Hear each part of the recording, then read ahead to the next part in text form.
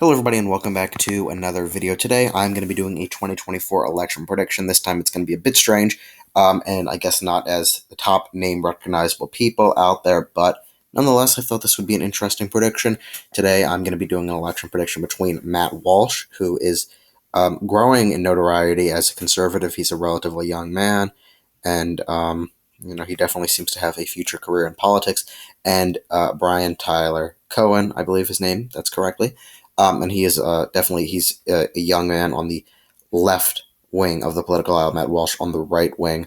And I just think that this would be a very interesting election prediction. These people are pretty articulate for both of their sides and their sides' views. They relatively have good charisma, and I do think that each of them will have a big part to play in the future of their political parties.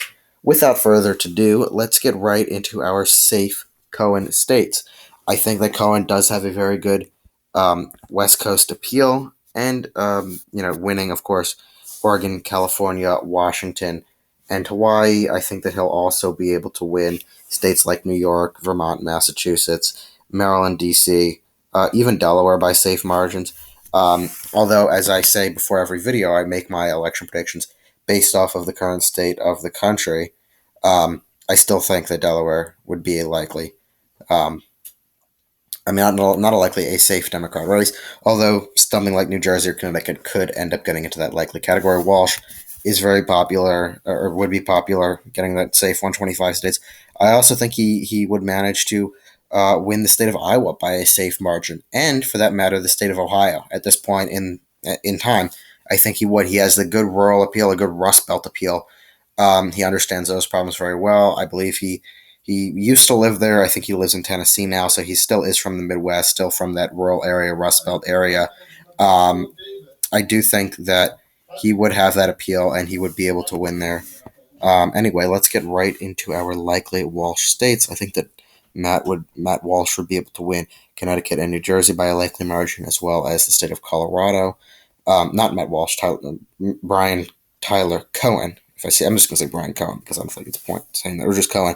And it also Maine's at-large district, in my mind, would be pretty popular up in the Northeast area. But yeah, let's get right into our lean states now. I think, likely Republican states. I think that Walsh would be able to win Florida by a likely margin, in Texas as well. That Hispanic support does seem to be bouncing back in favor of the Republicans. I made a video not too long ago showing that the Republicans, or that Joe Biden's approval among Hispanics is only at 26%.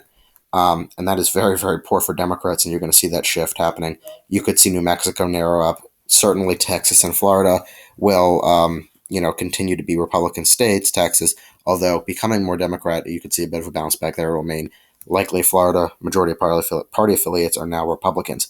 And then Maine second would also be a likely Walsh state, the only likely state up in that Northeast, or at least Republican state at all. New Hampshire would be a lean Cohen state, as well as Minnesota, as well as New Mexico and Virginia. I think all of those would manage to still lean in Cohen's favor. I think that Matt Walsh would be able to win the state of Wisconsin by a lean margin. I think he'd be able to win North Carolina by a lean margin. I also believe he'd be able to win the state of Arizona by a lean margin as well. And for that matter, the state of Pennsylvania, as I said, he does have a very good Rust Belt appeal, and I think that he'll be able to continue that appeal in the Rust Belt, and he'll be able to win Pennsylvania by a lean margin. Rust Belt is becoming much more Republican. Cohen, I think, would be able to tilt Nebraska second in his favor. I think Cohen would be able to tilt Georgia in his favor. Walsh would be able to tilt Michigan and Nevada in his favor. So that makes the final tally 296 electoral votes for Matt Walsh to 242 electoral votes for Brian Tyler Cohen. So a very, very close presidential election race. Matt Walsh ends up edging it out. At the moment, Republicans are at a very good advantage going into 2022 and 2024. So this is my prediction. Anyway, let me know what you think of my prediction in the comments below. Please make sure to go ahead and subscribe to the YouTube channel. We're 74 subscribers away from 600 and 24 away from 550. So if you've not subscribed, please go ahead and consider subscribing.